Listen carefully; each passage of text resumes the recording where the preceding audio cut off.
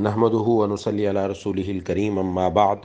اعوذ باللہ من الشیطان الرجیم بسم اللہ الرحمن الرحیم اللہ یستہزئ مذاق کرتا ہے بہم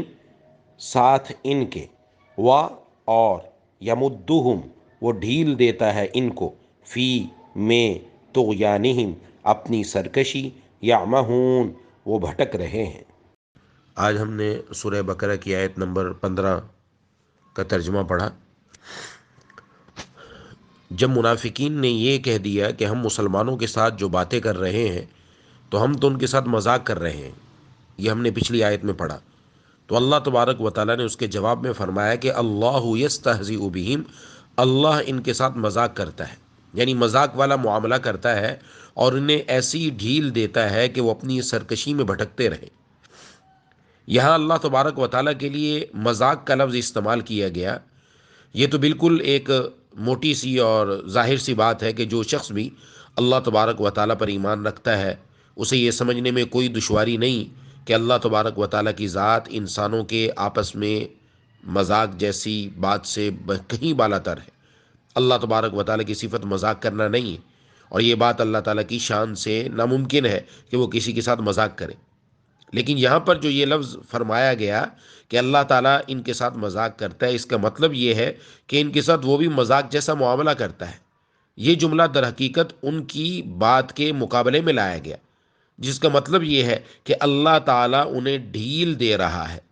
اور اس کو اللہ تعالیٰ نے اگلی جملے میں ارشاد فرمایا وَيَمُدُّهُمْ فِي طُغْيَانِهِمْ يَعْمَهُونَ، یعنی اللہ تعالیٰ ایسی ڈھیل دے رہا ہے کہ یہ اپنی سرکشی میں بھٹکتے جا رہے ہیں اور یہ اپنی سرکشی پر ہی قائم رہیں گے۔ ڈھیل دینے کا معنی یہ کہ دنیا میں ان پر فی الحال کوئی عذاب نازل نہیں ہو رہا، بلکہ یہ جس طرح پہلے خوشحال تھے اب بھی خوشحال ہے۔ یہودی سود کھا کر جس طرح پہلے مال و دولت کماتے تھے اب بھی کما رہے ہیں، ان کے معاملے میں فرق نہیں آ رہا۔ اس کی بنیادی وجہ یہ ہے کہ اللہ انہیں ڈھیل دے رہا ہے، یعنی جو خوشحالی انہیں میسر ہے اللہ تعالیٰ نے اس خوشحالی کو باقی رکھا ہوا ہے، جس سے وہ یہ سمجھ رہے ہیں کہ ہم نے جو کوئی طرز عمل اختیار کر رکھا ہے یہ کوئی غلط طرز عمل نہیں، اگر غلط طرز عمل ہوتا تو اللہ تعالیٰ ہمیں یہاں دنیا میں سزا دیتے، لیکن اپنے اس طرز عمل کے نتیجے میں بجائے اس کے کہ وہ دوسروں کو دھوکے میں ڈالتے خود دھوکے میں پڑ گئے۔ اب وہ جس دھوکے کو مذاق سے تعبیر کر رہے ہیں کہ ہم نے مسلمانوں کو دھوکہ دیا اور دھوکہ دے کر مذاق کیا، اللہ تبارک و تعالیٰ نے فرمایا کہ در حقیقت اللہ تعالیٰ نے انہیں جو ڈھیل دے رکھی ہے اس سے وہ خود دھوکے میں پڑے ہوئے ہیں، لہٰذا مذاق کا جو نتیجہ ہوتا ہے یعنی دھوکے میں پڑنا وہ خود انہیں حاصل ہے۔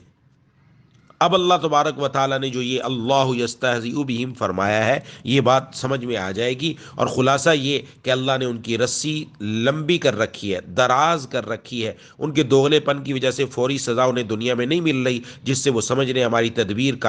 کارگر ہو گئی اور وہ گمراہی میں اور پختہ ہوتے جا رہے ہیں، اور آخرت میں پھر انہیں ایک ہی بار پکڑ لیا جائے گا۔ بعض مسلمان وہ یہ سمجھتے ہیں کہ انہیں کچھ نہیں ہو رہا ہمیں کیوں ہو رہا ہے۔ مسلمان کو گناہ راس نہیں آتا، یہ ہمیشہ یاد رکھا جائے، گناہ مسلمان کو راس نہیں آتا۔ اگر مسلمان سے گناہ ہو جائے اس کی فوراً دنیا میں ہی پکڑ ہو جاتی ہے، کوئی تکلیف آ گئی، کوئی پریشانی آ گئی، کوئی مصیبت آ گئی، یہ اللہ تعالیٰ کے پیار اور محبت کی علامت ہوتی ہے۔ اور اگر کسی آدمی کو ڈھیل دے دی گئی کہ وہ گناہوں پر جری ہے اور دنیا بھی اس کے پاس وافر ہے، تو وہ سمجھ رہا ہے کہ بس میں تو اس کے اندر ہوں، مجھے کچھ نہیں ہونے والا، تو اس کی جب پکڑ آئے گی تو بڑی سخت آئے گی۔ اللہ تعالیٰ ہم سب کی حفاظت فرمائے۔